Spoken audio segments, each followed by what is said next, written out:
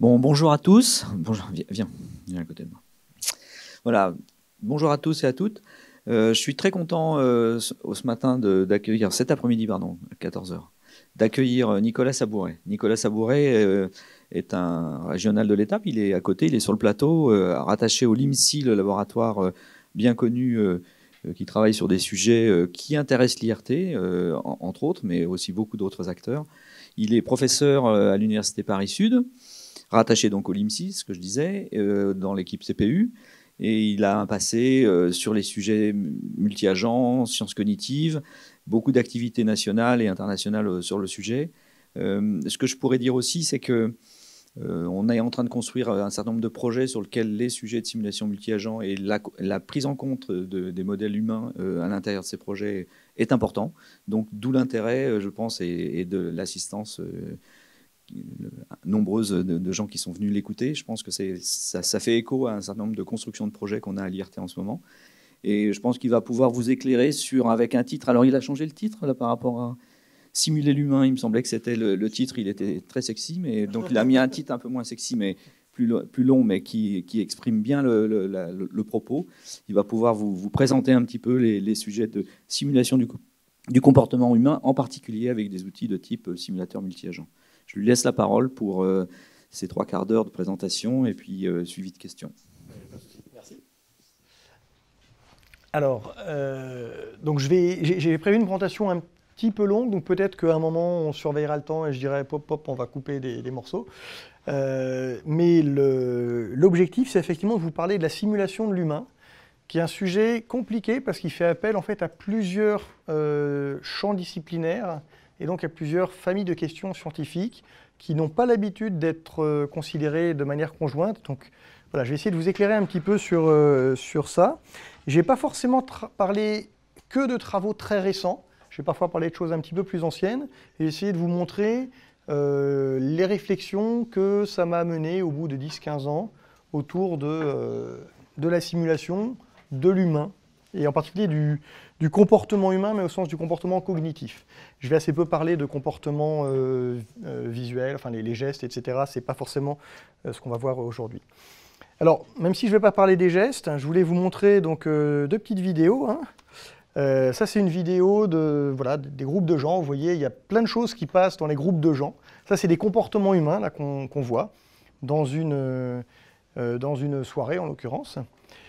Et les gens ont des interactions, les gens se coordonnent, construisent des choses ensemble. Et puis parfois on essaye de le faire avec des personnages virtuels. Là c'est un collègue qu'on a recruté récemment au LIMSI qui s'appelle Brian Ravenet. Et il avait pendant sa thèse essayé de faire la même chose avec des petits personnages virtuels. Et vous voyez que ce n'est pas du tout la même chose en fait. Il n'y a pas la richesse du comportement humain. Et mon propos aujourd'hui, c'est de vous montrer pourquoi on ne sait pas encore le faire, mais comment on peut essayer d'y arriver. Okay, je vais essayer de vous amener ça. Par ailleurs, les résultats de Brian sont très impressionnants. Comme il l'explique là, sur les textes qui sont en anglais, il y a tout un tas de phénomènes sociaux qui sont traités, justement sur le plan du comportement non-verbal. Donc je ne vais pas vous parler du comportement non-verbal, je vais vous parler d'autres dimensions. Mais je voudrais revenir sur un truc qui me tient beaucoup à cœur en ce moment. L'intelligence artificielle, ce n'est pas faire des machines intelligentes. Je ne sais pas qui dans la salle est spécialiste de l'intelligence artificielle, peut-être pas tout le monde. Donc en IA, on n'essaie pas de faire des machines intelligentes, ce n'est pas le but. On essaie de faire des machines qui effectuent des tâches avec du calcul que nous, humains, on fait avec de l'intelligence. Et la différence est très importante, et en particulier dans la simulation, on va essayer de reproduire à l'aide de calculs des comportements qui sont propres à l'humain. On ne cherche pas forcément à le faire à la manière des humains. D'accord ? Et vous allez voir dans ce que je vais vous montrer que, effectivement, on utilise différentes techniques. Alors, comme je disais, ce n'est pas forcément des choses très nouvelles. Les gens qui essayent de reproduire à l'aide de machines des comportements propres à l'humain, ça existe depuis des années. Et en particulier, il y a eu de nombreux travaux dans le domaine de la simulation des émotions, la compréhension et l'expression des émotions, la compréhension et l'expression des relations sociales, la modélisation des activités.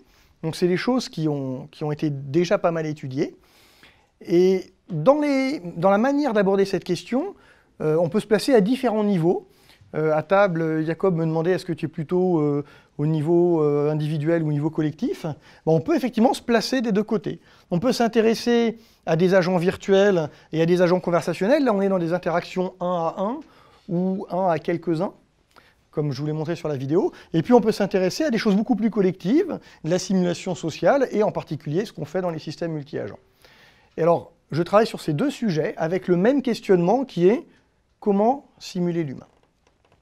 Donc, selon les questions qu'on cherche à résoudre, on va avoir différentes approches à envisager. Donc je vous parlais des agents conversationnels animés. Ce sont ces personnages qui peuvent avoir un corps, mais ce n'est pas la partie qui va nous intéresser, mais qui sont capables de dialoguer, en général en langage naturel, avec un être humain. Je travaille avec une société qui s'appelle Davi depuis plusieurs années, où on essaye de prendre en compte la composante affective dans des interactions avec des chatbots, j'en parlerai aujourd'hui.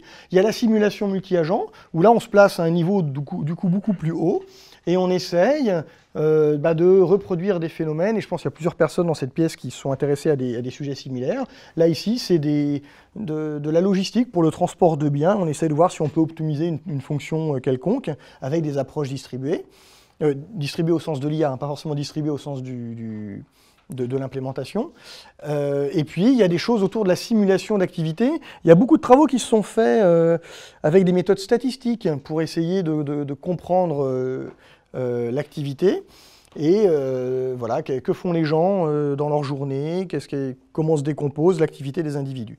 Donc moi, je vais vous parler de ces trois choses-là, à différents niveaux, et je vais vous en parler avec le regard qu'on a dans l'équipe CPU du LIMSI, qui est un espèce de regard croisé entre une équipe où on a 4 enseignants-chercheurs en psycho et 3 enseignants-chercheurs en info. Et on travaille ensemble, mais pas ensemble une fois par an, généralement ensemble tous les jours. Okay, des tests co-encadrés, etc. Et donc ce qu'on fait, c'est qu'on utilise les théories des sciences humaines pour concevoir des systèmes interactifs et des systèmes informatiques. Et à l'inverse, on essaie de concevoir des systèmes pour mieux comprendre le fonctionnement de l'humain. Donc c'est cet aller-retour entre la psycho et l'info qui nous permet de progresser scientifiquement sur ces questions de recherche. Alors, après cette petite introduction, je vais vous parler d'abord d'un premier projet, la simulation multi-agent du comportement dans l'habitat, qui est un projet qui a été fait avec EDF R&D, qui sont maintenant juste, alors je ne sais pas où, c'est juste par là, c'est ça, enfin, je ne sais pas dans quel sens on est, mais c'est pas grave, vous avez compris, à côté, sur le plateau. Et si j'ai le temps, je vous parlerai d'un travail assez récent qu'on développe avec l'entreprise Davi sur intégrer des émotions dans des systèmes conversationnels, et j'essaierai de mettre en regard les deux. Donc, pour commencer, sur la simulation multi-agent du comportement humain, donc le projet s'appelle SMAC. Donc voilà, c'est la simulation multi-agent des comportements dans l'habitat. C'est un projet porté par EDF R&D, dans lequel il y a eu plusieurs acteurs académiques, le CNRS, l'université Pierre et Marie Curie, qui s'appelle maintenant Sorbonne Université, où j'étais maître de conf à l'époque. Donc c'est un projet qui date de plus de 15 ans. Et depuis 15 ans, avec Yvon Aradji et maintenant Mathieu Schumann, et nos collègues François Sampé, Quentin Reynaud, on a développé un simulateur multi-agent qui s'intéresse à l'activité humaine dans l'habitat. Donc dans le simulateur multi-agent, les individus font ce qu'ils font dans la vraie vie. Donc ils se lèvent le matin, ils préparent leur repas, ils prennent leur douche, ils s'habillent, ils regardent la télé, ils partent au travail, ils font les devoirs avec les enfants, les activités. Et pourquoi est-ce que EDF s'est intéressé à ça, mis à part que c'est une grosse structure de recherche? Parce que en fait, le secteur résidentiel, et en particulier, enfin, secteur résidentiel et tertiaire, mais en particulier le secteur résidentiel, représente une part très importante de la consommation énergétique, et c'est une part qui est très variable, qui est très sensible à l'activité. L'industrie, c'est facile, les gens arrive le matin au travail, il y a des grosses consommations de masse parce qu'on allume les lumières, parce qu'on lance des machines, mais finalement c'est assez régulier. Et ce qui est régulier, EDF, ils aiment bien. Je vous rappelle, ils ont des centrales nucléaires, et le nucléaire, c'est bien quand c'est stable. Et l'activité humaine, c'est pas stable. Il y a un match de foot et tout le monde regarde le match de foot à 20h, paf, gros pic d'énergie. Donc comment mieux comprendre l'activité et comprendre comment des politiques tarifaires ou d'autres modes de consommation pourrait amener les individus à modifier leur activité pour pouvoir lisser la consommation et éviter du coup tous ces pics qui polluent et qui coûtent très cher. Donc on voulait étudier la consommation. Et jusqu'en 2015, entre 2008 et 2015, on a beaucoup travaillé sur la simulation individu-centrée. Donc on faisait ce qu'on appelle la simulation participative. EDF allait chez les gens, il filmait les gens, et puis on essayait de reproduire ça dans un ordinateur. On montrait aux gens qui disaient « Ah non, c'est pas tout à fait comme ça que ça se passe dans ma vraie vie ». Alors on les simulait sur une journée, et on leur montrait une simulation sur un an. Et on essayait voilà, de reproduire des comportements avec des difficultés qui sont que les comportements doivent être quand même un peu variés, doivent avoir une certaine régularité, il faut que ça parle aux gens.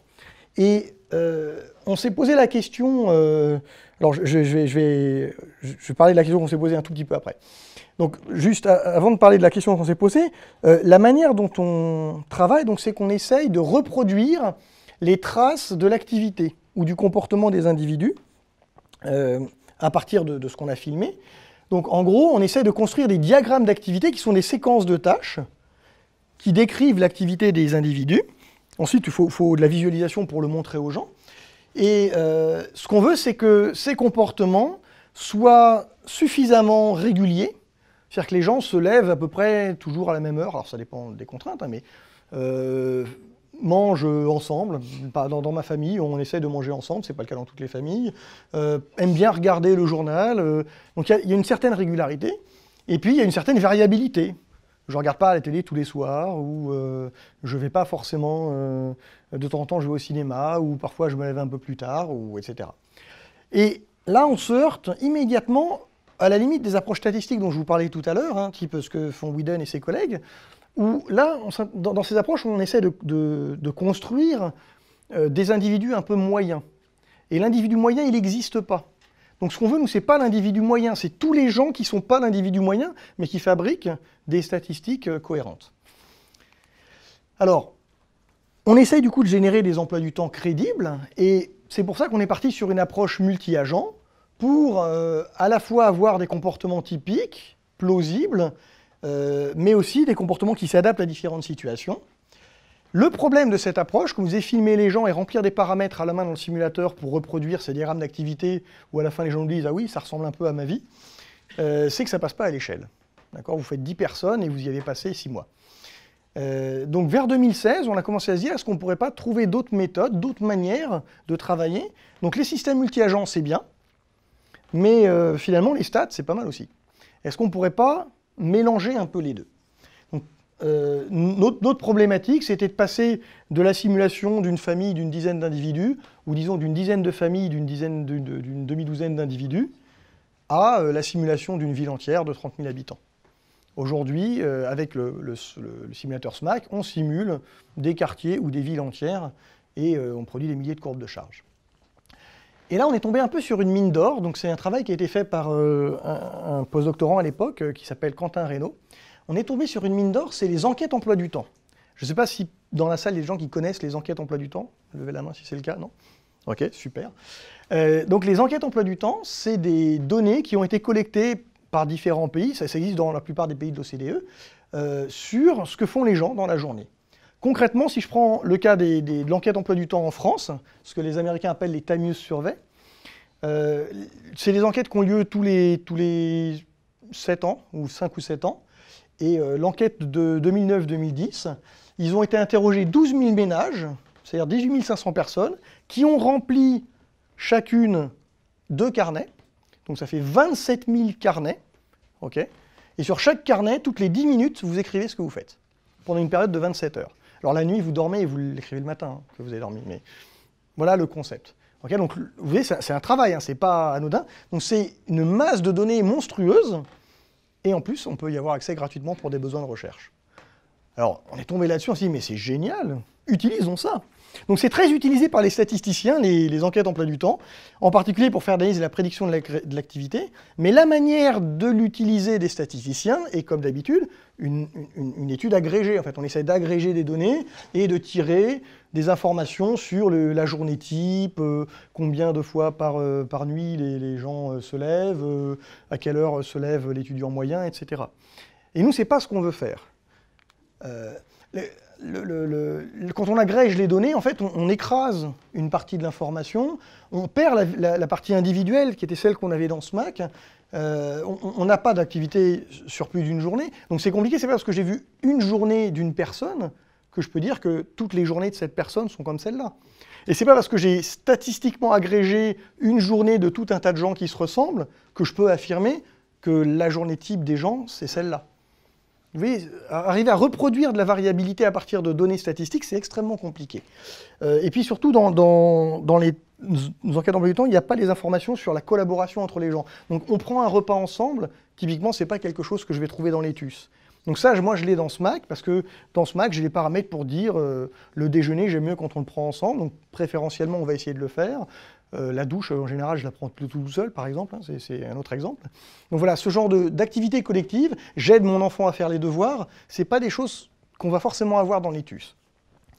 Donc on s'est dit, est-ce qu'on peut utiliser l'ETUS pour alimenter les paramètres de notre système multi-agent, donc garder la variabilité du système multi-agent, mais au lieu d'avoir filmé des gens et d'avoir une famille, en avoir des milliers. Donc pour ça, on est parti donc, du modèle SMAC, qui a un processus de sélection d'action que je ne vous ai pas présenté, mais qui a été un peu éprouvé, qui permet d'avoir des agents donc, réactifs, adaptatifs et réalistes au niveau microscopique, ce qu'on a validé avec les simulations participatives, et on voudrait du coup construire des scénarios de vie à partir d'ETUS pour calibrer le modèle SMAC, pour obtenir des activités réalistes au niveau macroscopique. Avec la difficulté de créer de la variabilité sur des longues périodes temporelles, c'est-à-dire qu'au lieu d'avoir, je ne veux pas simuler juste une journée, mais je veux simuler une année de la personne. Donc l'idée, c'est qu'on a le système multi-agent, on va avoir les données enquête emploi du temps en entrée, ça va nous permettre de paramétrer le modèle d'activité de SMAC, ensuite on va générer le comportement des agents, et on aura l'activité elle-même. Alors je vais essayer de vous montrer un petit peu comment ça marche. Dans SMAC, les paramètres principaux pour toutes les tâches, c'est la durée, le rythme, la période préférentielle ou les périodes préférentielles et le côté collectif. Donc la durée, je vais dire par exemple, le déjeuner, ça dure entre 20 minutes et 30 minutes dans ma famille, dans cette famille-là ou pour cet individu-là. Le rythme, c'est combien de fois, par exemple, je fais l'activité manger ou l'activité dormir dans ma période de 24 heures. La période préférentielle, c'est, par exemple, l'activité dormir, je préfère la faire entre 10 h du soir et 6 h du matin. Et la collectivité, c'est ce que je disais, dîner, j'ai envie de le faire à plusieurs, etc.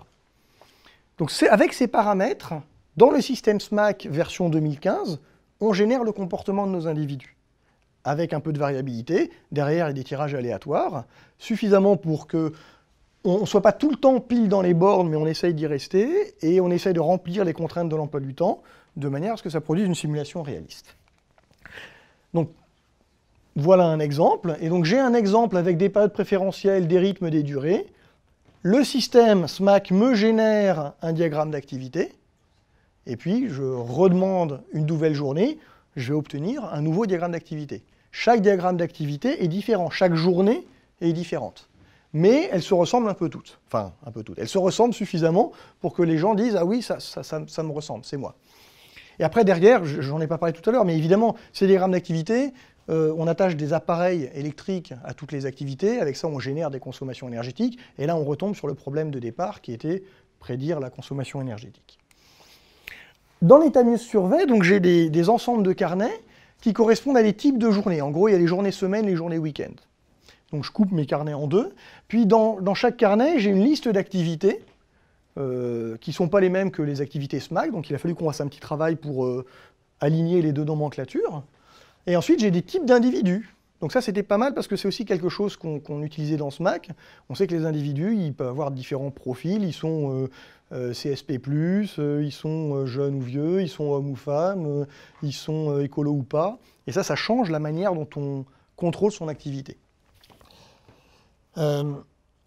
L'idée, c'est qu'on va générer avec les Tamius Survey ce qu'on appelle des activités de routine. C'est-à-dire qu'on va définir les paramètres de rythme, de durée et de période préférentielle par type d'individu.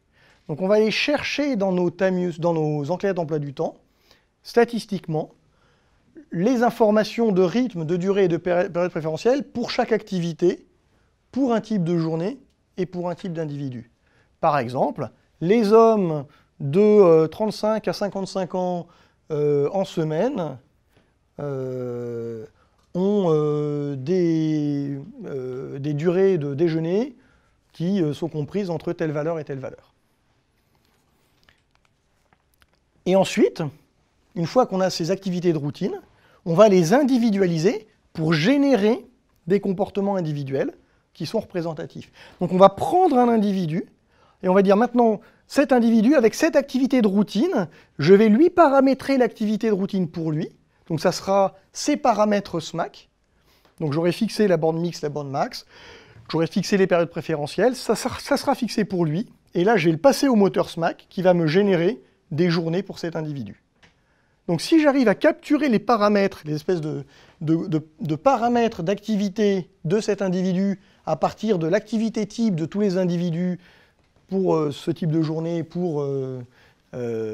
etc., ben, je vais pouvoir paramétrer mon comportement multi-agent. Ça va, vous voyez un peu le principe? Donc je pars de données statistiques, enfin pas statistiques, de données désagrégées, collectées sur les humains. J'en fais un extrait statistique qui correspond à mes besoins. Ça me donne une journée type, et ensuite j'individualise. Alors comment on le fait? Ben, concrètement, on compte le nombre d'instances d'une activité dans une journée. Ensuite, on calcule les distributions de probabilité de ces instances pour les types d'individus et les types de journées. Et on calcule les débuts et les fins. Et avec ça, ça nous permet de paramétrer les rythmes, les périodes préférentielles et les durées. Ce qui reste calibré à la main, c'est la collectivité, puisque ça, de toute façon, on ne l'a pas dans les TUS. Donc là, on va avoir un générateur qui va dire, dans mes foyers, j'ai tant de pourcents de gens qui préfèrent manger ensemble, ou 30% de gens qui préfèrent prendre des douches tout seuls, etc. Et avec ça, donc, on obtient nos paramètres SMAC. Alors, c'est pas si facile que ça. Là, tel que je le décris, on se dit, bah, c'est facile, on prend les chiffres et on les agrège. En fait, le problème, c'est le côté atypique de nos journées. Parce que quand on regarde les TUS, on a des résultats complètement incroyables. Il y a des gens qui dorment 7 fois dans la journée. Donc le N, le nombre d'instances d'une activité, je prends l'activité dormir, ça va de 0. Il y a des gens qui ne dorment pas. C'est-à-dire qu'ils n'ont jamais écrit dans le carnet « dormir », ça existe. Il y en a d'autres qui ont mis 7 fois. Qu'est-ce que vous voulez qu'on fasse avec ça? Donc je peux faire des stats et dire que 0 c'est moins probable que 7, ou que 2 par exemple. Donc ça, je vais avoir des courbes mes distributions de probabilité. Mais comment en sortir des comportements individuels qui soient quand même crédibles? On se doute bien que si je fais dormir tout le monde 7 fois, ça ne va pas être très crédible. Si je fais jamais dormir personne 7 fois, c'est pas crédible non plus. J'ai sorti quelque chose qui ne correspondait pas à la réalité des carnets. Donc comment arriver à gérer ce côté atypique des carnets et donc à obtenir à la fois des comportements types et des activités inhabituelles? L'idée, donc c'est une idée assez grossière, mais jusque-là ça a pas mal marché. On s'est dit on va prendre un écart type autour de la moyenne, donc dans toutes nos distributions de probabilité, qui ne sont pas toutes gaussiennes. Donc là sur mon schéma ça a l'air gaussien, mais en vrai ça ne l'est pas toujours. Mais on s'est dit on prend la moyenne, on prend l'écart type, et avec un écart type, plus ou moins un écart type, pour la durée par exemple, je couvre 68,2%, ça c'est si c'était une gaussienne, de mes activités. Donc je couvre une part importante de mes activités. Et je vais dire, bah ça c'est la routine. Donc quand je génère mes activités de routine, je vais uniquement tirer ces valeurs-là. Une fois que j'ai tiré ces valeurs-là, je génère mes emplois du temps. Okay, je tire un emploi du temps de routine pour chaque individu. Donc non, j'ai tout cassé. Hop. Faut pas me confier un appareil. Je vais le poser là. Hop. Donc je génère mon emploi du temps et, pour chaque individu. Et donc l'individu que j'ai généré, en fait, ne tape que dans 68% des vraies activités des carnets. Il me manque 32% des bords. Okay, et cet individu de routine, je peux le répéter plusieurs fois. Ça, c'est pas un problème. Maintenant, je vais créer de la variabilité. Donc, j'ai 31,8% qui sont ces sigma 2. Okay, donc, je vais me donner le droit de tirer là-dedans. Donc, je vais dire maintenant que j'ai mon activité de routine. Donc, mon individu, l'activité de routine, c'est je me lève 2 fois dans la nuit. Là, je suis à peu près dans le haut de la gaussienne, c'est bien. Mais cette nuit-là, exceptionnellement, je vais me réveiller plus ou moins. Et donc, je vais tirer dans la gaussienne, je vais dire je me réveille 2 fois dans la nuit ou 4 fois dans la nuit. D'habitude, je dors 2 heures. Cette nuit-là, je dormirai 3 heures. Enfin, dormir 2 heures et 3 heures, c'est pas très réaliste. Bon, on va faire 7 heures et 8 heures, ça sera mieux, mais vous avez compris l'idée générale. OK. Et donc, on tape sur la gaussienne. Alors, évidemment, il nous manque, de toute façon, c'est une gaussienne, donc c'est infini sur le côté. Donc, il nous manque toujours tout ce qui est au-delà de 2 sigma et de moins 2 sigma. Donc, il nous manque à peu près 5% des activités qu'on n'aura jamais. Mais avec ça, on arrive quand même à générer déjà pas mal de carnets. Donc, on construit 95% des activités. On respecte à peu près les distributions de probabilité des carnets. Mais on a des activités de routine et de la variabilité. Et du coup, notre agent, à chaque journée, il va avoir sa journée type, plus, on va lui dire, ah ben non, aujourd'hui, c'est pas une journée type, tu vas tirer un peu différemment. Avec des probabilités qui sont de 1 tiers. Alors, une fois qu'on a fait ça, ben, il faut valider le résultat. Et il y a 2 manières de valider le résultat. Il y a une validation macroscopique qui consiste à dire, je prends mes activités telles qu'elles sont décrites dans les carnets TUS, je le passe à notre simulateur SMAC, j'obtiens des comportements, bah je fais ma collecte de carnets, sauf que là, comme c'est des machines, les machines, elles n'ont pas de mal à remplir toutes les 10 minutes. Je récupère des carnets et je compare mes carnets de départ et mes carnets d'arrivée. Donc je regarde si mes distributions d'activités entre les carnets de départ et les carnets des humains se ressemblent. Ça, c'est une méthode assez simple de validation, c'est la plus facile. Il y a une validation au niveau microscopique, parce que c'est pas parce que c'est correct au niveau agrégé que mes individus n'ont pas fait n'importe quoi au niveau individuel. Donc est-ce qu'au niveau individuel, ça reste quand même réaliste? Pour ça, ce qu'on fait, donc on a les données, on produit nos comportements, et on regarde à la main ce qu'on a obtenu. Donc évidemment, on ne le fait pas à la même échelle. Là, je vais le faire avec des milliers d'agents. Là, je vais me contenter de quelques agents, et je vais jouer sur quelques paramètres pour voir si j'obtiens des choses réalistes. Alors au niveau macroscopique, on a des résultats dont on n'est pas trop mécontent, on a aussi des résultats dont on est moins content. Mais là, si je vous donne un exemple de résultat super bon, j'ai un homme actif entre 40 et 50 ans sur les journées type, journées travaillées. Je fais la moyenne sur 100 simulations. Ça, c'est en bleu la distribution de probabilité dans les périodes de sommeil. Donc, plus je me rapproche de 1, plus j'ai une probabilité élevée d'être en train de dormir à ce moment-là. D'accord? Donc, mon individu, la probabilité qu'il soit en train de dormir en simulé, et ça, c'est la probabilité qu'il soit en train de dormir dans la réalité, dans les TUS. Donc, vous voyez qu'on est quand même très très proche. Il y a une petite différence qui est de l'ordre de 5%, et ça tombe très bien parce que les 5%, c'est nos activités atypiques qu'on avait complètement écartées de la gaussienne. Donc là-dessus, on se dit, bon, ok, ça va, on sait faire. Il y a des choses qui marchent un peu moins bien. C'est pas mal quand même, on est content du résultat, mais là, vous voyez, il y a un truc bizarre, si vous regardez, c'est pas tellement le décalage là et là qui sont pas très graves, c'est ici, notre activité simulée, il y a un trou, que j'ai pas dans la réalité. Donc ça, c'était le repas cuisiné, enfin l'activité cuisinée, et on voit que les gens, ils cuisinent le soir, ok, très bien, ça c'est normal, mais les humains, ils cuisinent comme ça, alors que les agents, ils cuisinent, puis ils arrêtent de cuisiner. Il y a une espèce de baisse dans la probabilité de cuisiner à un moment. Ça, c'est un peu bizarre. Et enfin, ça vient du fait que SMAC, notre moteur multi-agent, ne produit que des actions en séquence, une seule action à la fois. Donc notre agent, chacun de nos agents, ne fait qu'une seule chose en même temps. Donc il ne peut pas cuisiner et aider les devoirs des enfants en même temps. Et donc ce qui se passe dans notre générateur SMAC, c'est que pour tout un tas de contraintes, il y a une probabilité assez élevée de caser une autre activité un peu au milieu du repas, au milieu de la préparation du repas. Ok. Donc ça fait partie des choses qu'on ne gère pas très bien encore. Alors depuis, je vous parle, c'est des résultats qui datent de 2016. Depuis, on a retravaillé notre générateur de comportement. On a regardé plus précisément tous les comportements qui ne marchaient pas. Et on a essayé de comprendre, en étudiant les TUS et en étudiant les propriétés de sélection d'action de notre moteur multi-agent, pour se rapprocher le plus possible et éviter d'avoir ce genre de phénomène. Sachant que le fait d'avoir une seule action, c'est pas trop un problème. Évidemment, les humains font plein de choses en même temps. Vous cuisinez en regardant la télé, vous passez l'aspirateur en faisant autre chose en même temps. Nos agents ne savent pas faire ça. Mais finalement, s'ils ne cassent pas trop leur activité, c'est pas grave. C'est-à-dire que s'ils démarrent une activité qui la mène de bout en bout, certes, une journée, ça ne sera pas très réaliste, mais sur l'ensemble des journées, on va retrouver à peu près ce qu'il nous faut. Après, il y a des résultats macroscopiques qui sont aussi sur le nombre d'activités. Par exemple, là, c'est la cuisine. Hein. Sur une journée travaillée, toujours les hommes actifs de 40 à 50 ans, on voit que, alors j'ai pas fait les écarts types et j'ai pas fait un test de student, mais on voit que globalement, le nombre d'activités répétées est à peu près le même. Hein. On cuisine entre 0 et 2 fois dans la journée. Bon, des fois, ça marche moins bien. Là, sur faire le ménage, dans notre système, notre homme actif, il fait plus souvent pas le ménage et moins souvent, moins souvent le bas de la gaussienne. Et ça vient aussi, alors c'est pas juste parce qu'on a un système multi-agent qui est sexiste et qui dit que les hommes font pas le ménage, c'est juste que dans notre système multi-agent, quand les emplois du temps sont trop chargés, quand il y a trop de choses à faire dans la journée, il y a des activités qui sont repoussées et qui finissent par disparaître. Et donc là, le ménage qui doit être répété 3-4 fois, si je l'ai déjà fait 2 fois dans ma journée, mon agent il va dire c'est bon, je l'ai fait, maintenant il faut que je fasse d'autres activités.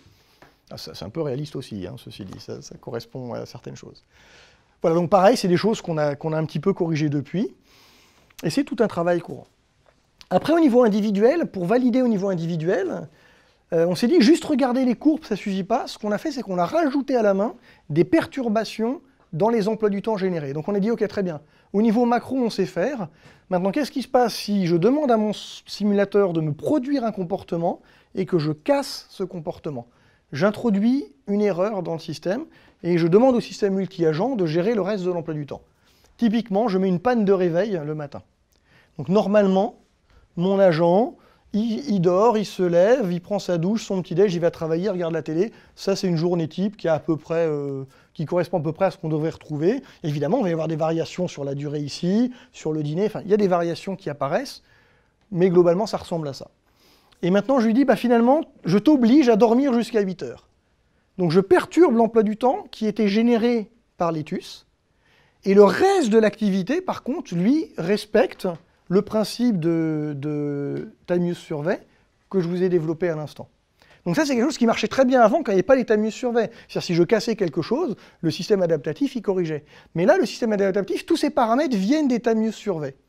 Donc je suis en train de dire, je prends le début, c'est pas du time use survey, et au milieu de journée, enfin au début de journée, je dis maintenant, tu dois suivre les règles du nouveau système. Est-ce que ça marche quand même? Et en fait, ça marche quand même, et on a des résultats qui sont à peu près cohérents. Les gens, soit ils partent plus tard et ils restent travailler plus tard, soit finalement ils se douchent pas et puis comme ça ils peuvent rentrer pas trop tard et puis ils regarderont peut-être un peu moins la télé. Donc le système s'adapte. Les contraintes de période préférentielle étant suffisamment faibles, notre système de tirage de probabilité qui vient du SMAC version 2015 est capable de s'adapter à des paramètres un peu stricts qui viennent des time use survey et qui ne sont pas satisfiables sous les contraintes qu'on a fixées au début de la journée. Donc voilà le genre de validation qu'on a fait. Donc on a des agents qui sont réactifs avec des comportements variables et des comportements résultants qui sont relativement plausibles même quand on les perturbe.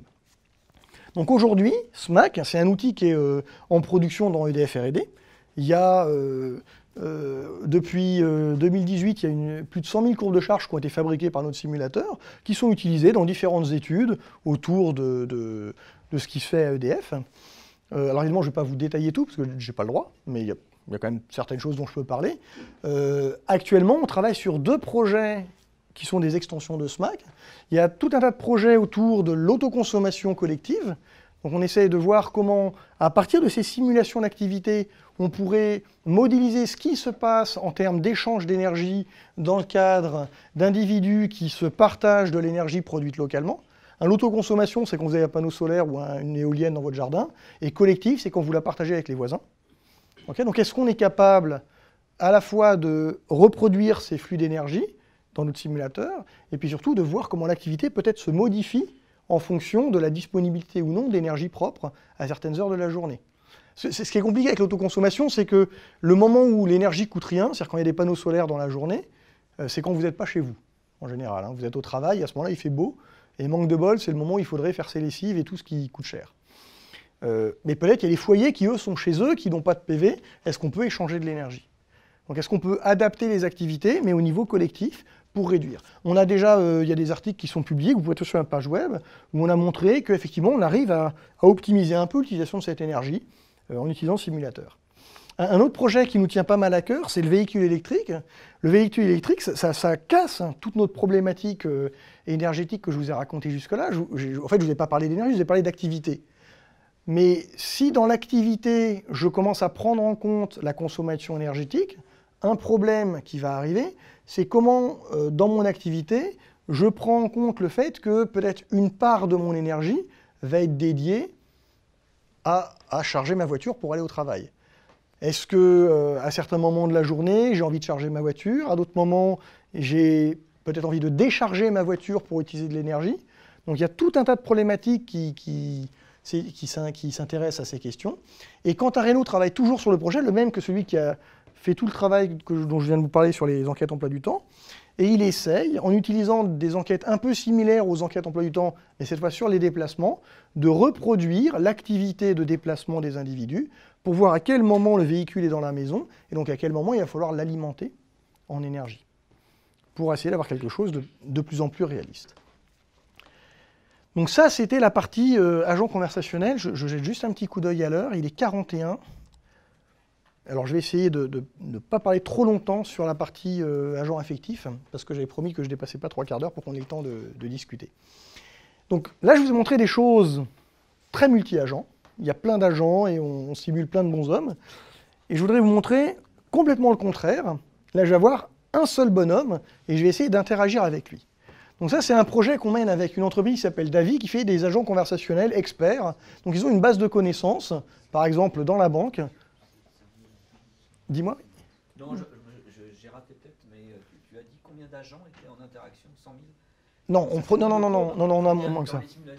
Bah, si je simule une ville, 30 000 habitants, ça on fait, oui.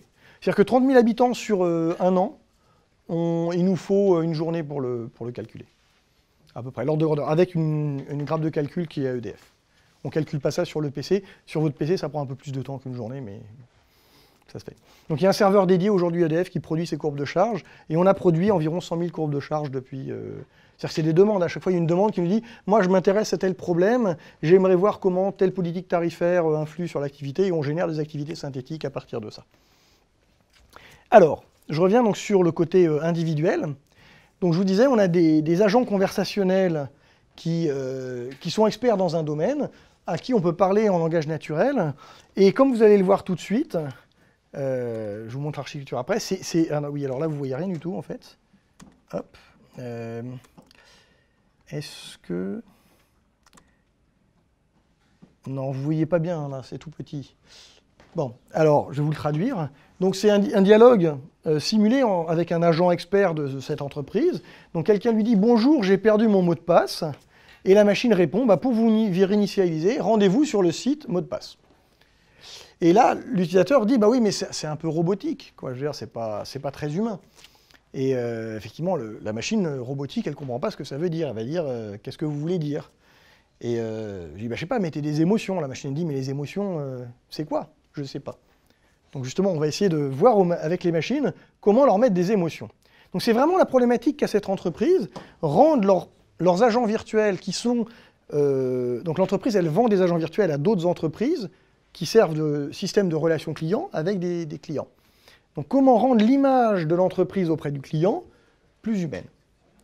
Pour faire ça, on se base sur l'architecture qui est donc proposée par l'entreprise, l'architecture de Davy. On a un système de traitement du langage naturel qui permet d'extraire des intentions qui correspondent à l'expertise de l'agent, de calculer une réponse métier et de donner cette réponse métier à l'utilisateur. Dans cette boucle, on va essayer de rajouter des émotions. Alors je vais passer très vite sur la biblio, mais comme je vous l'ai dit tout à l'heure, les émotions, c'est pas nouveau. Il y a tout un domaine qui a été fondé par une chercheuse américaine, Rosalind Picard, en 1998, qui s'appelle Affective Computing, en français l'informatique affective, qui s'intéresse à détecter, simuler, exprimer des émotions et tout un tas d'autres phénomènes affectifs, la personnalité, les relations sociales, etc. Et il y a plein de modèles informatiques qui ont été proposés depuis. Donc le nôtre n'est pas il est différent des modèles précédents, on va voir pourquoi, mais n'est pas le premier modèle d'informatique affective, il y en a déjà eu plein. Ce que n'ont pas les modèles précédents, en fait, c'est quelque chose d'un peu particulier qui se situe, donc je vais passer très vite sur la biblio, qui se situe dans ce genre de schéma qu'on a vu apparaître assez récemment. Là, c'est un schéma qui est proposé par le chercheur qui s'appelle Moore, en 2009, dans lequel il explique que finalement, le phénomène affectif, il y a plein d'éléments qui interviennent, des éléments qu'on a trouvés dans la littérature au cours des années précédentes, Darwin, James, Lazarus, sont des chercheurs en psychologie cognitive qui ont apporté énormément à la compréhension des phénomènes émotionnels.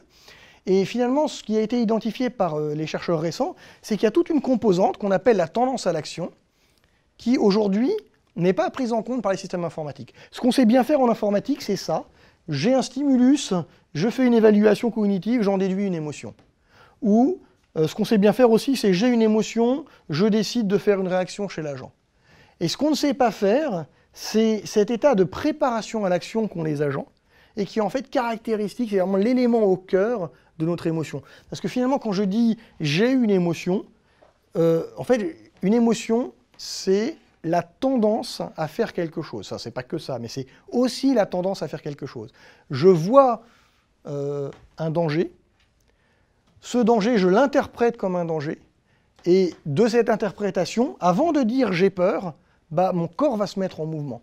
Je vais avoir les poils qui vont frissonner, les yeux qui vont s'agrandir, le cœur qui va s'accélérer. D'accord ? Ça, c'est les composantes physiologiques. Et il y a une phase entre les deux qui est cet état de préparation à l'action. Et c'est ça qui nous manquait dans les modèles informatiques, qu'on a essayé de rajouter. Donc c'est une thèse qui s'est faite, qui s'est soutenue très récemment, la thèse d'Alia Yacoubi, dans laquelle elle a essayé de proposer un modèle basé sur les logiques BDI, qui sont des logiques multi-agents qui datent des années 90, un petit peu enrichi pour sa problématique, pour essayer de décrire ce phénomène affectif, donc en représentant les entrées que lui fournit le moteur de traitement de langage naturel sous forme de faits et de croyances. Donc je crois quelque chose, par exemple je crois que le mot de passe est perdu, et en ayant des buts, mais pas cette fois des buts de tâche, pas trouver la bonne réponse dans la question, ça c'est le moteur de Davy qui va le gérer, mais des buts affectifs, par exemple j'ai le désir que l'agent ait une navigation facile sur le site, et j'ai des croyances que que pour pouvoir naviguer, il ne faut pas qu'il ait perdu son mot de passe, ou par contre-opposition, s'il a perdu son mot de passe, il ne peut pas naviguer facilement. Donc je vais avoir comme ça un moteur de raisonnement en logique modale, la logique BDI, qui est quelque chose qui est assez bien maîtrisé dans les systèmes multi-agents, et je vais l'utiliser pour éliciter des émotions. Par exemple, alors je suis passé très très vite sur la biblio, mais dans les théories des émotions, l'évaluation cognitive, on va voir des variables d'évaluation cognitive. Et par exemple, je vais avoir la variable désirabilité. Et donc là, sur l'histoire du mot de passe, en fait, la désirabilité, elle est négative si je désire le contraire de ce qui s'est passé, ou alors je désire quelque chose, non, je ne désire pas quelque chose qui est la conséquence de ce que j'observe, ou alors je désire quelque chose qui est le contraire de ce que j'observe. Donc si jamais, en gros, j'ai un moyen de raisonner qui m'amène à là c'est pas bon, bah, je vais dire la désirabilité de cet événement était négative. Et je vais avoir ça pour plusieurs variables cognitives. Je vais pouvoir dire quelle est la cause de cet événement, quelle est la contrôlabilité que j'ai sur est-ce que j'ai des actions qui me permettent d'agir pour empêcher que ce fait continue de provoquer une émotion négative ou positive. D'accord ? Donc je vais avoir 6 variables cognitives qui me permettent d'évaluer les dimensions. Ça, c'est ce qu'on fait habituellement dans l'évaluation cognitive, la partie 2 de mon schéma avec les flèches. Et donc, ça, c'est quelque chose qu'on maîtrise assez bien. Et avec ça, on calcule du coup des paramètres, des dimensions d'évaluation cognitive. Et ce qu'on va rajouter, donc c'est des règles qui évidemment dépendent en partie du domaine métier. Là, par exemple, pour obtenir la cause, il faut qu'on augmente le système de langage naturel pour qu'il soit capable de repérer qui est la cause d'une action.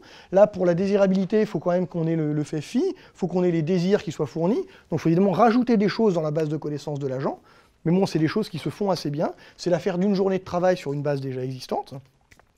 Et avec ces systèmes de règles, on va obtenir ce qu'on appelle des stratégies émotionnelles. Donc là, c'est là où on rentre dans la partie tendance à l'action qui est nouvelle. On va avoir des stratégies émotionnelles et des directions. Donc pour chaque valeur, pour chaque combinaison possible de mes 6 variables, j'ai des stratégies émotionnelles.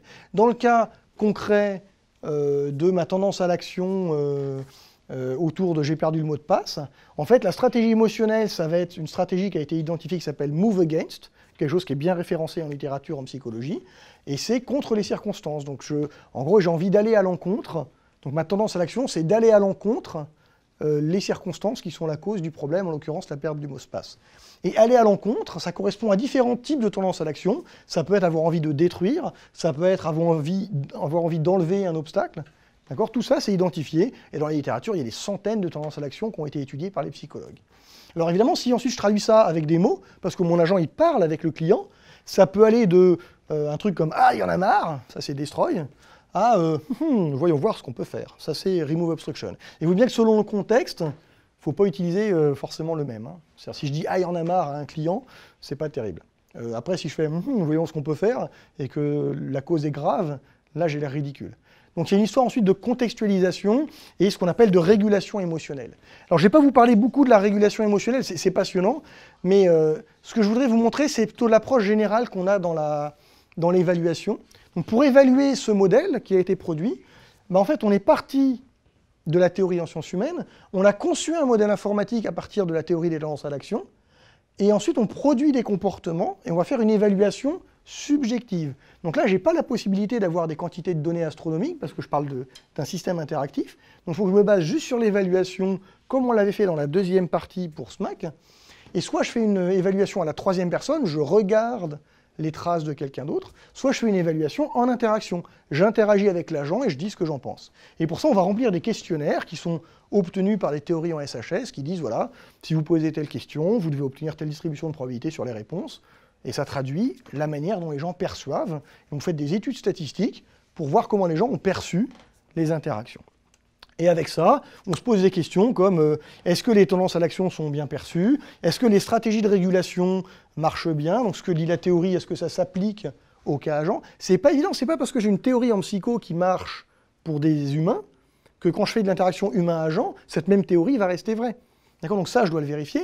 Et puis, une fois que j'ai vérifié que la théorie est vraie, je vais me poser la question, est-ce que mon agent émotionnel, il est correctement perçu avec ce genre d'outil?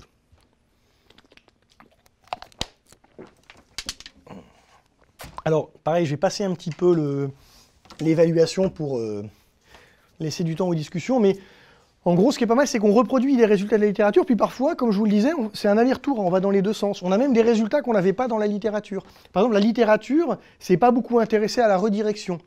La redirection, c'est quand vous tapez sur la table parce que vous êtes fâché, d'accord? Vous avez envie de mettre une claque au client, mais vous ne pouvez pas quand même, c'est pas terrible. Vous attendez qu'il soit sorti, vous faites « Oh !» Voilà, ça c'est la redirection. La réévaluation cognitive, c'est vous dites « Bon, ok, il pleut, c'est pas terrible, j'avais envie de faire un jogging, mais bon, après tout, c'est bien, mes carottes vont mieux pousser. » Donc vous repensez la situation en essayant de trouver des circonstances atténuantes à la situation qui ne vous convient pas. Et puis la suppression, c'est poker face, d'accord? Vous êtes face à un client chiant et vous ne montrez pas qu'il est chiant. Okay, c'est de la suppression. Et il y a des résultats dans la littérature là-dessus qui disent que le poker face, c'est quand même pas terrible en fait. C'est pas très bien perçu. Que la réévaluation cognitive dans le contexte, ça peut être bien perçu, mais dans certains contextes, ça peut être mal perçu. Et en fait, sur la redirection, il n'y avait pas grand-chose. Mais là, pourquoi il n'y a pas grand-chose? Parce que les gens, quand ils redirigent, on les voit pas forcément. Donc c'est compliqué de produire des situations avec des humains de redirection. Là, avec nos machines, notre agent, il peut rediriger. On le programme, on lui dit « tu rediriges ».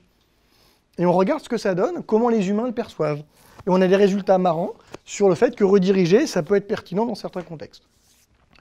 Voilà, puis on fait des... Alors, je passe là-dessus, sur la méthodologie. On peut évaluer aussi l'ensemble de l'agent, et on a des résultats rigolos aussi sur, finalement, notre agent qui régule, l'agent complet, c'est celui qui est en jaune, il s'en tire pas mal, il est significativement meilleur que les autres, mais il n'est pas toujours significativement meilleur que l'agent qui n'a pas d'émotion. Et surtout, ce qui est très important, c'est qu'un agent qui a des émotions, mais qui ne les régule pas bien, donc si on débranche notre moteur de régulation, qui est une partie du processus affectif, et c'est ce que tout le monde fait aujourd'hui, tous les gens qui ont des agents conversationnels avec des émotions, il n'y a pas de régulation. Bon, en fait, c'est dégueulasse. Vous voyez, c'est la partie bleue, c'est toujours en dessous. Et dans les 3 scénarios qu'on a pu imaginer, dans les 3 situations qu'on a confrontées, c'est pourri. Et donc ça, c'est des résultats qui sont assez nouveaux, de dire, en fait, les gars, ça fait 20 ans que vous faites des agents émotionnels, et ben c'est pas ça qu'il fallait faire. Vos agents, il fallait qu'ils régulent. Et toutes les études que vous avez où vous dites que les agents émotionnels, ils sont super bien perçus, finalement, ils ne sont pas bien perçus parce qu'ils n'ont pas régulé.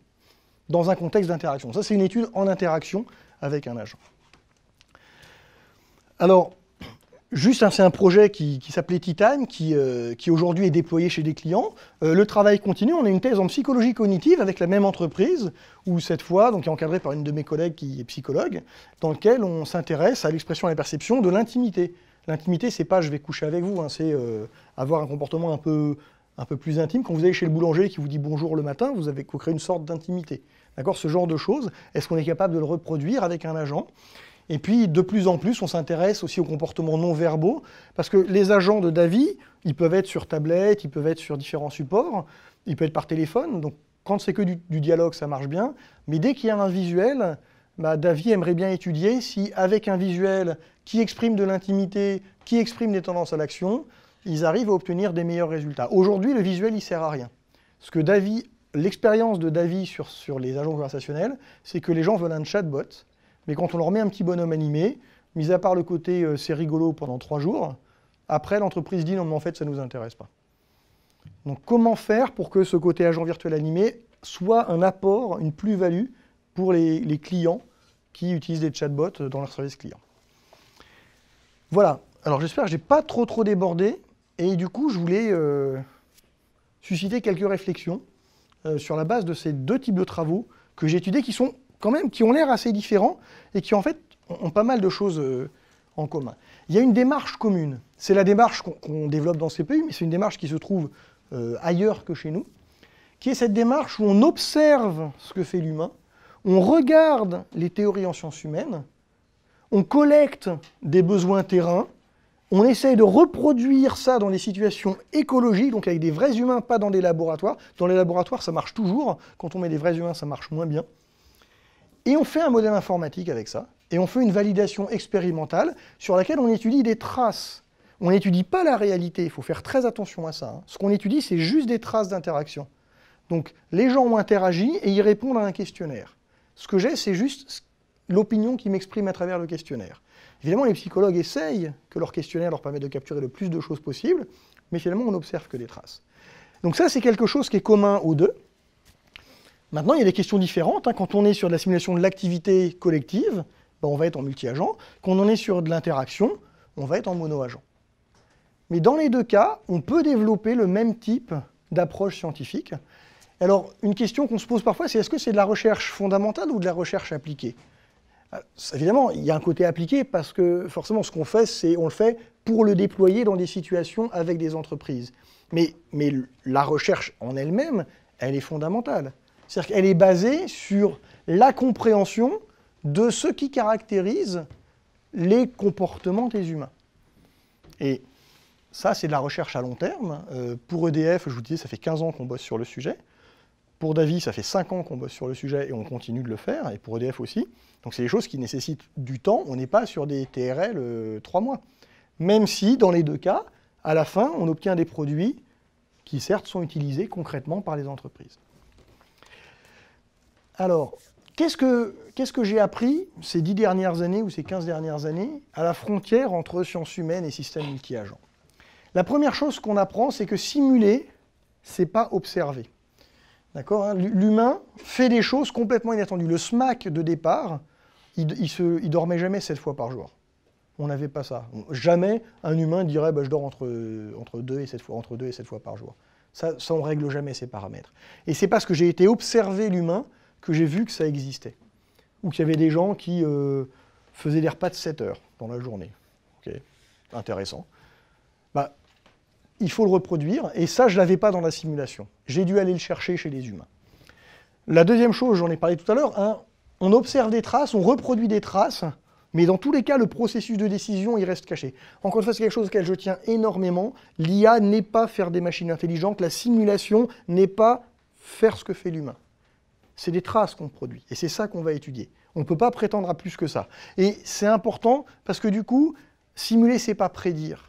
Okay. Simuler, c'est étudier l'impact, par exemple, d'une stratégie sur une population. C'est ce qu'on fait dans SPAC. On dit, tiens, telle politique de prix, est-ce que ça pourrait avoir un impact, peut-être, sur la manière dont mes agents modifient leur activité. Mais c'est mes agents qui modifient leur activité, ce n'est pas des humains. J'ai fait que je travaille en simulation. Ou quel peut être l'impact d'un stimulus sur un comportement. Donc là, je mets un stimulus, par exemple, j'ai perdu mon mot de passe, et ça me produit un comportement chez mon agent.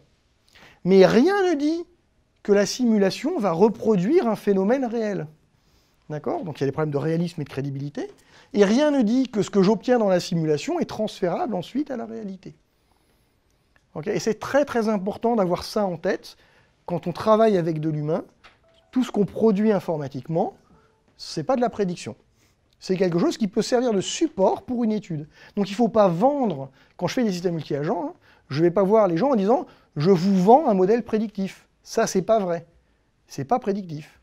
C'est un objet qui permet d'étudier et de mieux comprendre ce qui se passe. Avec ça, on peut quand même faire des choses pas mal. Hein. Et puis, quelque chose qui me tient beaucoup à cœur aussi, c'est cette opposition un peu absurde. Moi, j'en ai beaucoup souffert quand j'étais jeune maître de conf. Maintenant, ça évolue un petit peu, mais il y a une opposition classique en IA entre IA symbolique et IA numérique. Et ça marche plus, parce que quand on fait des sciences humaines, c'est compliqué d'avoir des données. Donc évidemment, on ne va pas faire de l'apprentissage, mais dans le même temps, il y a des cas où on fait de l'apprentissage. Regardez dans SMAC, on avait des systèmes à base de règles et des données statistiques. Et c'est à la rencontre des deux qu'on a obtenu des résultats. Alors je ne vous l'ai pas montré, mais dans des systèmes avec des agents conversationnels, on a parfois utilisé des systèmes de classification automatique pour paramétrer les comportements des agents. Quand on avait les données.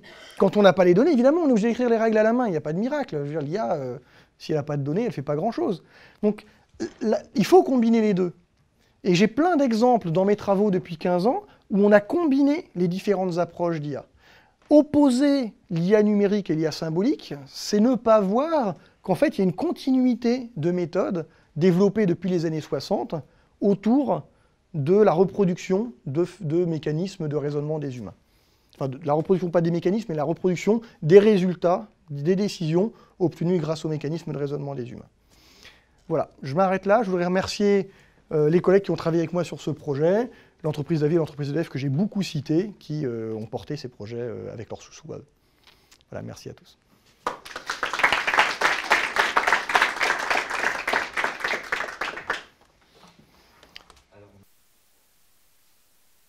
On a un peu de temps pour des questions. Qui se lance? C'est pour la saisie. On s'entend bien pour la saisie. Oui, bien sûr. Alors, en fait, moi, je suis bientôt automaticien. C'est rien à voir avec humain ou quoi. Mais en fait, dans votre étude, dans votre recherche, il y a une partie, vous parlez de la voiture électrique. Donc, mais vous n'avez pas précisé un peu qu'est-ce que votre recherche peut aider ou il y a une relation entre votre recherche et la voiture électrique dans le futur proche. Alors, je ne sais pas jusqu'où je suis autorisé à parler de tout ce qu'on fait avec EDF sur le véhicule électrique. Ce que je peux dire, c'est que ce qu'on étudie aujourd'hui, quelque chose qui est pas original parce qu'il se trouve dans la littérature, il y a pas mal de gens qui se posent la question de l'utilisation des véhicules comme batterie. Donc comment réduire la consommation en utilisant le véhicule comme source d'énergie dans le foyer, en période où on est en heure pleine et donc on n'a pas envie de taper sur le réseau parce que ça coûte plus cher. Le problème du véhicule électrique, il y a deux problèmes. Un, il n'est pas tout le temps là. Et deux, il y a des moments où on n'a pas envie de vider la batterie parce qu'on va en avoir besoin bientôt. Alors, dans la réalité, on ne sait pas comment le résoudre. Nous, ce qu'on propose, c'est d'utiliser de la simulation pour proposer des politiques de décision pour les systèmes de batterie embarqués dans les voitures, pour prédire à quel moment il faut qu'ils autorisent une charge ou une décharge. Donc, on va partir sur des bases de présence et d'absence. Okay, donc ça qu'on peut obtenir, qu'on a trouvé on a des données là-dessus. Et ensuite, on va dire, on a des probabilités d'occurrence d'action dans le système qu'on peut produire avec nos simulateurs SMAC. Donc on simule notre population, et quand le véhicule est là, il va falloir anticiper l'usage éventuel du véhicule plus tard, et du coup proposer une approche simulée de prédiction de « j'aurai pas ma voiture dans 2 heures », et donc je ne veux pas vider la batterie parce que dans 2 heures, il faut que j'aille faire les courses. Tout ça, on va le faire avec des approches à base de données, essentiellement. Et on essayera, une fois qu'on aura du coup un modèle où les agents essayent d'anticiper la situation avec leur véhicule et donc adaptent leur activité en fonction de la présence ou de l'absence du véhicule, on essaiera de regarder ce qu'on obtient en termes de modification d'activité et de courbe de charge produite, et de voir si du coup l'utilisation du véhicule impacte, en simulation, mais on espère qu'il y a une partie qui est transférable dans la réalité, la manière dont les gens consomment. Donc c'est ça l'objectif, c'est d'étudier comment la consommation est impactée par la possibilité de charger ou de décharger une batterie de voiture. Okay, sachant qu'encore une fois, on ne prétend pas que ce qu'on va obtenir sera la réalité. On prétend juste que on pourra étudier un certain nombre de cas qui permettront de configurer peut-être plus tard des systèmes décisionnaires embarqués dans des véhicules pour contrôler la charge et la décharge de la batterie. Je pense à un autre scénario Mhm. de la voiture. C'est juste quelques minutes, mais c'est comme ça. Il faut le micro, c'est pour ça. Je crois que c'est l'enregistrement. C'est la télé qui a gagné maintenant. J'ai pensé en fait dans ma tête à un autre scénario d'utiliser ou prédire où la simulation va aider la voiture électrique. C'est qu'en fait, chaque individu, chaque véhicule dans la journée ou dans peu importe, va sortir parce que les gens vont travailler. Donc, dans la nuit, il va tout brancher sur le réseau. En fait, là, ça va poser des problèmes. Pourquoi ça? Parce que tout ça... Donc, qu'est-ce qu'on veut dire? C'est qu'en fait, on va planifier, en fait, une voiture qui a besoin de déplacer 30 km est différente d'une voiture qui déplace 5 km. Donc, on va dire, OK, maintenant, c'est la voiture numéro 1. Et à 30 minutes après, on va couper, on va donner la main ou le courant pour l'autre. C'est peut-être, je pense, que le cas plus important parce qu'en fait, maintenant, pour charger des voitures en même temps, c'est vraiment problématique. Est-ce que ça, c'est un cas... Alors, ça fait partie des choses qu'on va regarder, enfin, qui sont à l'étude, effectivement. Mais attention, dans le cadre d'un véhicule individuel. C'est-à-dire qu'on ne va pas s'intéresser aux flottes de véhicules type Autolib ou équivalent, ou flotte de véhicules d'entreprise. Là, on est sur le particulier.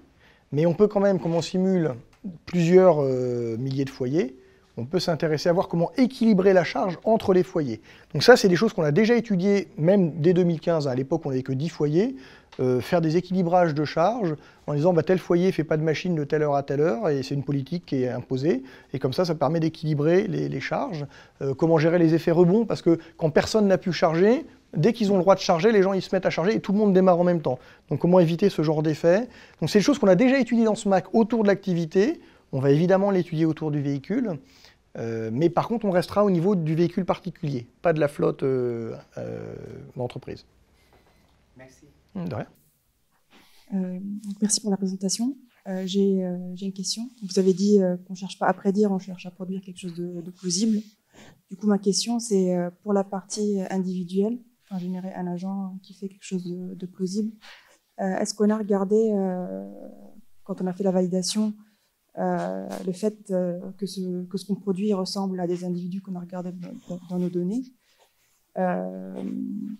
ou c'est vraiment la personne qui a essayé de voir par rapport à un être humain normal. Et du coup, ma question c'est la suivante. Quand on cherche à faire ce genre d'études, est-ce qu'il y a une partie, est-ce qu'on peut, quand on veut reproduire sur d'autres cas en fait le même type d'études, est-ce qu'on va répéter la méthode ou est-ce qu'il y a des choses qu'on peut... Qu'il faut refaire. Ouais. Alors, oui, plus ça va, meilleur on devient dans l'équipe. Là, je pense, il faut réfléchir en termes d'équipe projet. Hein. Plus on progresse dans l'équipe CPU sur ces questions, plus on est à l'aise avec une méthode qu'on pratique et qu'on arrive à remettre en œuvre. Évidemment, dans chaque cas, on a des nouvelles dimensions. Par exemple, sur le questionnaire qu'on a là, il n'y a pas ces dimensions d'intimité parce qu'on ne s'est pas intéressé au questionnaire d'intimité. Quand on rajoute la dimension intimité, il faut rajouter des nouveaux questionnaires, pour revérifier. Donc là, je réponds sur la deuxième partie de votre question qui est est-ce que c'est réutilisable? Il y a beaucoup de choses qui sont réutilisables. Il n'est pas sur ce transparent-là, il était sur celui-là. Le questionnaire Godspeed sur l'agréabilité d'une interaction avec un agent, maintenant, c'est devenu notre truc de référence. Voilà. Là, l'intimité virtuelle, on avait des questionnaires qu'on a développés à la maison et du coup, on se met à les utiliser sur d'autres questions. Donc, quand on peut réutiliser, on réutilise et il y a beaucoup de la méthodologie qui peut être réutilisée. Après, vous avez posé une question très intéressante en premier sur la différence entre « je ressemble à l'humain » et « j'ai perçu une interaction agréable ». Ce que j'ai mis sur ce transparent-là, ce qu'on a étudié sur l'interaction avec ce personnage, c'était est-ce que le personnage me semblait crédible? Et dans la crédibilité, on a regardé est-ce qu'il me semblait agréable et compétent. C'est pas pareil que crédible. On a pris les sous-dimensions de questionnaires de crédibilité Et on a dit dans ces questionnaires, finalement, les dimensions qui sont à peu près pertinentes dans l'interaction que j'ai là, c'est l'agréabilité et la compétence. Mais on voit bien que la somme des 5 dimensions qui constituent le Godspeed sur la crédibilité ne me permet pas de dire c'est crédible ou ça ressemble à de l'humain. C'est toute la difficulté entre c'est vraisemblable et c'est comme les humains. Nous, ce qu'on mesure juste, c'est que la trace d'interaction avec le système a été jugée de bonne qualité. Pas qu'elle ressemblait à un humain. La ressemblance avec l'humain, c'est plus ce qu'on a fait quand on travaillait avec les données sur SMAC. Mais là, on a des données. C'est beaucoup plus facile quand on a vraiment des données d'interaction avec des humains. Il y a des collègues qui ont travaillé sur ce sujet en ayant des vidéos de gens qui exprimaient des émotions, par exemple la tristesse. Il y a une dame qui raconte une histoire, qui fait des gestes. Et ensuite, ils essayaient de voir la similitude avec le comportement qui était synthétisé par un agent virtuel. Là, c'était sur du non-verbal et pas sur du verbal, mais bon, c'est pareil. Et essayer de mesurer les différences. Et en fait, c'est un peu compliqué, parce que c'est pas parce que l'agent fait les mêmes gestes de la même manière que la perception de l'émotion est la même. Dès qu'on est dans des phénomènes d'interaction, on a une couche perceptive qui vient perturber l'ensemble du système. Je ne sais pas si vous avez entendu parler de la Uncanny Valley, qui est un phénomène qui a été étudié par Maury dans les années 70, mais qui est maintenant cité partout. Dès qu'on a un phénomène perceptif, au début ça marche bien, puis à un moment ça s'écroule, on tombe dans cette espèce de zone pourrie où plus rien ne paraît réaliste. Et forcément, quand on fait des agents virtuels et des trucs comme ça, on tombe assez vite dans cette vallée de l'étrange. Donc là, ce qui nous intéresse, c'est vraiment d'étudier les dimensions de ce qui est perçu, et pas l'imitation avec l'humain. Parce qu'on peut être très ressemblant à l'humain et assez mal perçu, ou au contraire bien perçu et pourtant pas très ressemblant à l'humain.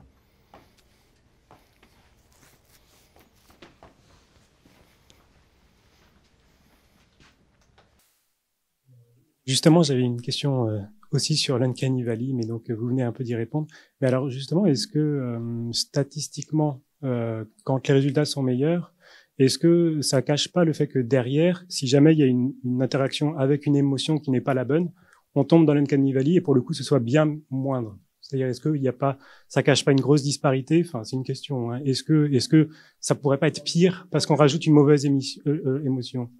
Ça me ramène, alors j'ai pas eu le temps de trop détailler, mais moi je suis très surpris par la progression qu'il y a eu dans l'équipe CPU depuis 6 ans que j'y suis, et c'est pas de ma faute, hein, c'est les collègues psychologues qui font le boulot, sur notre compréhension des stats. C'est-à-dire qu'au début on faisait des moyennes et des écarts types, et on disait bon, c'est bon. Puis après on se dit oh, les moyennes et les écarts types, il faut faire un student. Puis en fait il faut faire une taille d'effet. Et plus ça va, plus on commence à comprendre la complexité de ça. C'est-à-dire que, finalement, la moyenne, elle cache beaucoup de choses. Elle cache le fait qu'à un moment, tout s'est écroulé parce qu'on avait une émotion qui n'était pas la bonne. Mais en fait, c'est juste une émotion qui n'était pas la bonne, peut-être que le reste du contexte était bon. Donc plus ça va, plus on a des questionnaires qui sont complexes, avec des sous-dimensions séparées. Et vous voyez que là, j'ai pas une seule dimension qui serait le truc s'est bien passé, oui, non, pas... En vrai, on voit que d'une dimension à l'autre, ça change. Globalement, le bleu, il est plus mauvais que tous les autres. Globalement, le jaune, il est un peu meilleur, pas partout, mais à peu près. Et c'est ça que je veux, hein, c'était mon hypothèse souhaitée. Mais en fait, ce qui m'intéresse, c'est vraiment de regarder dimension par dimension, et en faisant à chaque fois un student, mesurer une taille d'effet, savoir si ça dépend de mon échantillon, ou si c'est... Et c'est ça qu'on travaille. Donc plus ça va, évidemment, j'ai pas le temps de vous l'exposer là en 5 minutes, mais plus ça va, plus on devient pointu sur ces méthodes d'analyse du comportement qui viennent des sciences humaines, qui consistent à séparer bien nos dimensions, étudier des tailles d'effets, et ce genre de choses. Avec peut-être des fois, est-ce que c'est aussi une conclusion que si vous n'êtes pas... Alors, ça c'est la conclusion, hein, c'est que quand on n'est pas bon en émotion, c'est catastrophique, mais ça fait longtemps qu'on le sait. Mais même quand on est bon en émotion, quand c'est les bonnes émotions, ça peut être catastrophique. Donc ça c'est nouveau, c'est-à-dire que avoir les mauvaises émotions, c'est un truc qui a été étudié dans les années 2005-2006. Il y a les premiers papiers où on avait des agents qui étaient expressifs et on faisait exprès de ne pas exprimer la bonne émotion. Et on a mesuré, enfin pas, quand je dis on, c'est pas nous, c'est la communauté scientifique, en particulier les équipes de Boston de Justine Cassel, qui sont beaucoup intéressées à ce qui s'appelle le rapport, donc qui est une forme d'intimité. Ils ont montré très très tôt que ça ne marchait pas. Mais là, ce qu'on montre, hein, c'est que même si les émotions sont les bonnes, ça peut être mal adapté. Parce que dans les émotions sont les bonnes, je n'ai pas le contexte. Donc je peux avoir la bonne émotion, mais je ne suis pas dans le bon contexte. Et donc dans ce cas, c'est catastrophique. Et sinon, la question, c'était juste sur le rapport. Est-ce que vous avez donné, mesuré un peu le rapport inverse? C'est-à-dire, là, vous avez mesuré, est-ce que la personne est contente de l'agent? Est-ce que l'agent a bien compris? Est-ce que du coup, on a l'impression qu'elle est plus compétente, qu'on accepte mieux ce qu'elle dit? Et est-ce que vous avez des données sur l'inverse, au sens, est-ce que ça peut aider l'agent à mieux comprendre l'humain, parce que on va se rendre compte que l'humain, il dit des choses et en fait, c'est juste que dans le fond, il est très en colère et il va, par exemple, mettre un mauvais commentaire et on voudrait le détecter. Enfin, est-ce que ça peut vous aider dans l'autre sens ou pas? Alors, pour compléter, parce que j'avais une question là-dessus aussi, est-ce qu'on peut imaginer que ces agents conversationnels puissent s'augmenter des interactions qu'ils ont avec les humains et s'auto-modifier en fait? Alors, d'abord, bon, réponse courte, non, on le fait pas et on l'a pas fait. C'est un sujet intéressant, mais là, je parle avec mon expérience de chercheur en IA. Je ne sais pas si c'est faisable, en fait, en vrai.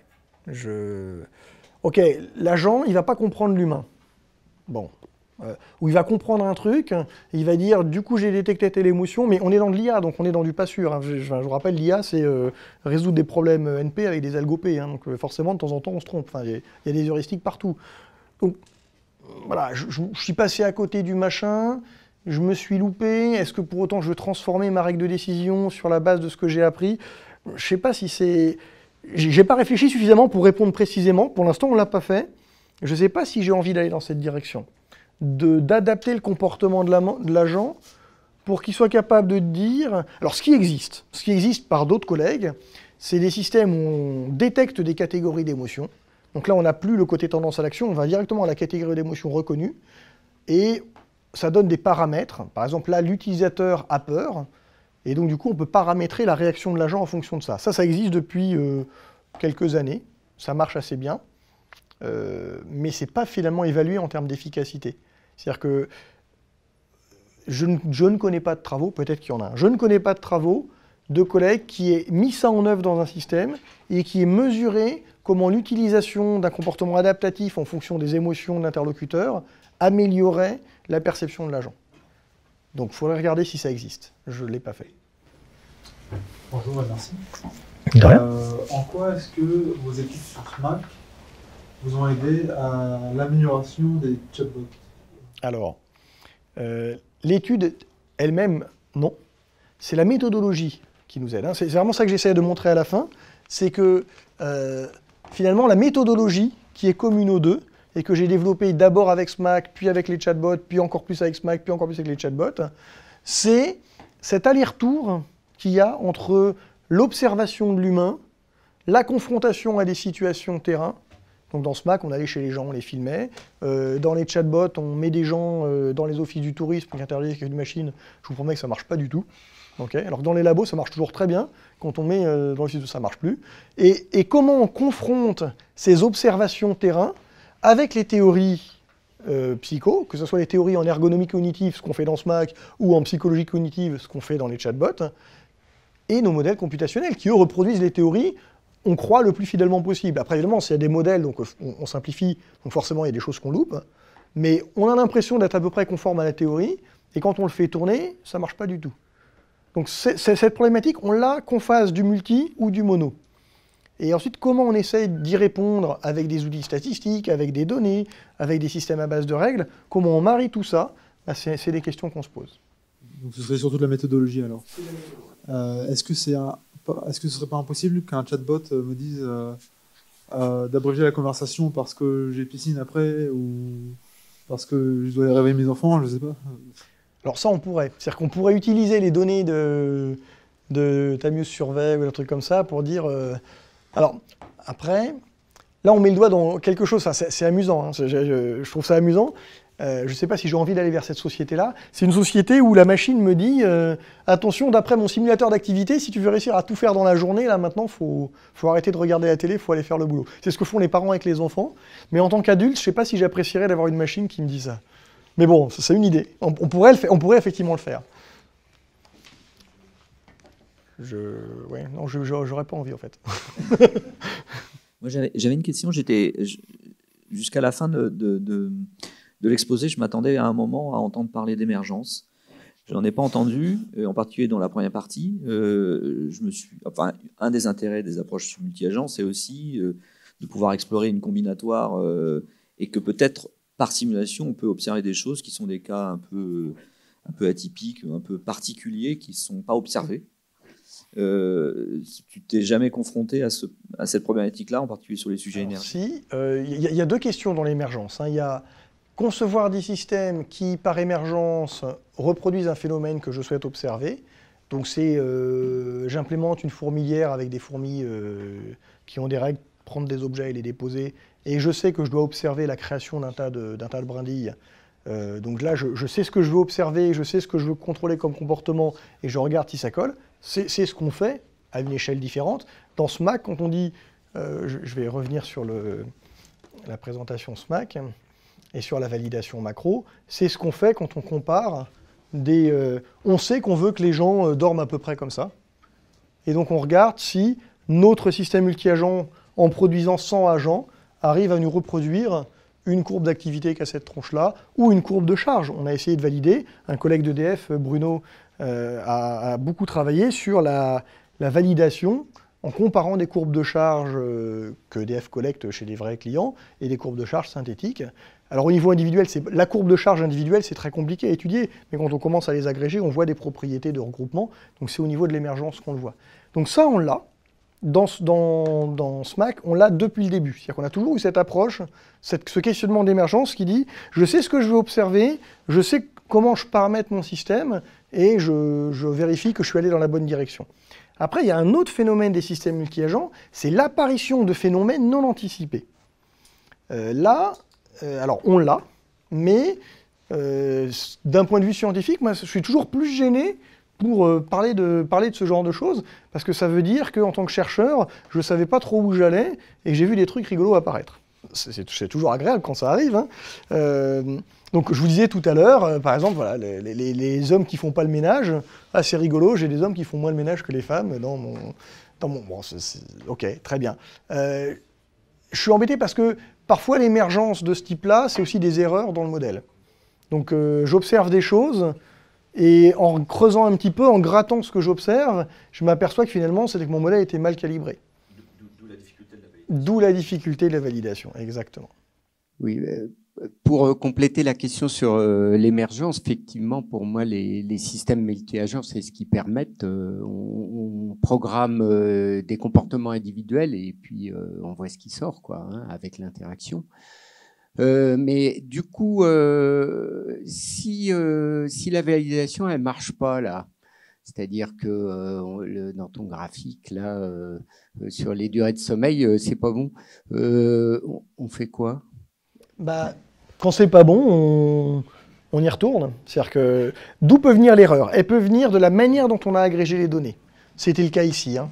Là, j'ai mal agrégé les données. Dans le cas de l'agent, quand il y a des interactions qui se passent pas bien, je ne sais plus qui m'a posé la question tout à l'heure sur l'émotion qui est mal perçue dans la Uncanny Valley, quand ça se passe, quand ça se produit, il faut comprendre pourquoi ça s'est produit.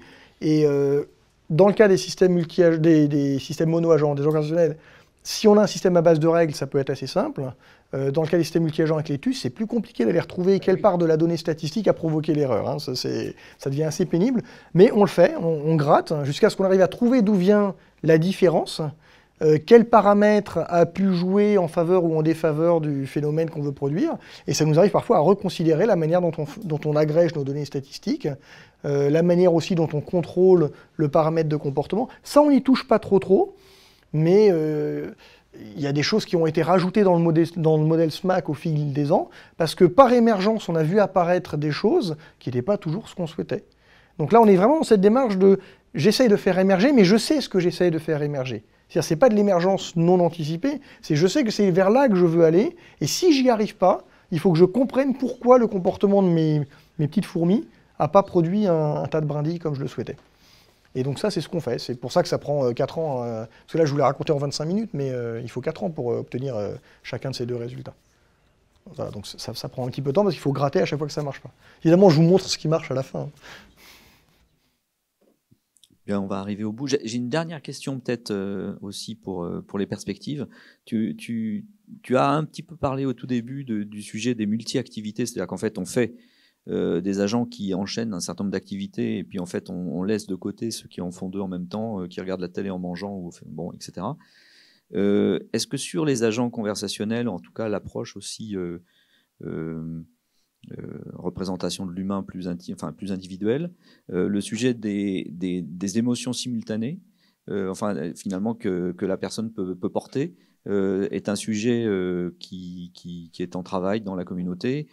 En fait, ce qui était étonnant, c'est que dans la présentation, on voit un système pour la présentation côté individuel, qu'on pense être plus smooth et devoir être plus fine et plus fuzzy.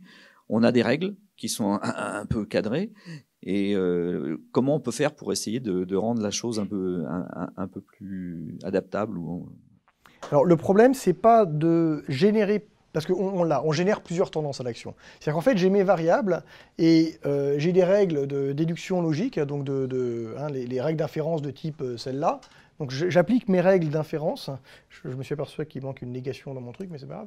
Bref, j'applique mes règles d'inférence et éventuellement j'en ai plusieurs qui peuvent s'activer. Donc je peux arriver à plusieurs, je sais pas où est le curseur, mais je vais le faire là, plusieurs stratégies émotionnelles qui sont activées conjointement. Donc je peux à la fois avoir le move against contre une circonstance et en même temps un rejet de l'autre, de l'interlocuteur ou de moi-même. Bon, je peux être à la fois fâché parce que c'était pas de ma faute, et fâché et triste pour moi parce qu'il m'arrivait un truc malheureux, vous voyez, pour faire simple. Donc ça, je peux les activer en même temps. Et il n'y a aucun problème là-dessus. Je vais donc avoir plusieurs tendances à l'action. Sur le schéma, je suis vraiment dans cet état de préparation. Donc voilà, voilà tout ce qui m'arrive émotionnellement est là. Et maintenant, il faut que je passe à l'expression de cette action. Il faut que je passe à l'expérience de l'émotion pour l'utilisateur. Mon agent, il n'a pas d'émotion pour de vrai. Je veux juste arriver à exprimer des choses que l'utilisateur va percevoir et va trouver réalistes. Et là, c'est compliqué parce que les composantes physiologiques, je peux en avoir plusieurs. Alors, il y avait une collègue, Catherine Pellachot, qui était à Télécom Paris Tech, qui maintenant est à l'ISIR, qui avait travaillé sur la dissociation d'expression. Donc, par exemple, avec le haut du visage, j'exprime une émotion, avec le bas, j'en exprime une autre. Et on regarde comment c'est perçu. C'est des choses que font les médecins pour avoir l'air à la fois compétent et concerné. Le médecin qui vous annonce que vous avez un cancer, il faut qu'il ait l'air sûr de lui. Si vous dites « je ne sais pas trop si vous avez un cancer », vous n'avez pas à dire c'est un très bon médecin. Et si en même temps il a l'air d'en avoir rien à foutre que vous ayez un cancer, c'est-à-dire trop sûr de lui, ça ne va pas passer. Donc en fait, naturellement, les humains, on combine nos émotions à travers différents canaux pour que ça marche. Et on le fait sans y réfléchir. Donc ça, je peux utiliser si j'ai différents canaux. Dans le cas du chatbot, j'ai un seul canal. C'est un peu plus compliqué. Alors vous allez me dire, je peux mettre des phrases les unes derrière les autres. Mais si sur ma réponse métier qui est aller sur telle page pour retrouver votre mot de passe, je rajoute 10 phrases qui sont toutes différentes les unes des autres et qui traduisent 20 émotions différentes, les gens vont dire qu'est-ce qu'il me fait l'agent. Donc c'est un peu compliqué de passer à l'expression ensuite de l'émotion. Dans la tendance à l'action, on en a plusieurs, mais ensuite pour les exprimer, il faut faire des choix. Et alors dans le cas de la thèse d'Alia Yacoubi, le choix c'était je prends la première, donc c'est tirage aléatoire et je dégage le reste. Okay, donc c'était très très simple, hein, vraiment le truc le moins bon possible, et c'était voulu. On a pris le truc le moins bon possible, en se disant, si avec le truc le moins bon, on s'en tire bien, peut-être qu'avec un truc un peu meilleur, on s'en tirera encore mieux. Et ça, c'est encore quelque chose qu'il faut qu'on étudie. Bien, merci beaucoup. De rien.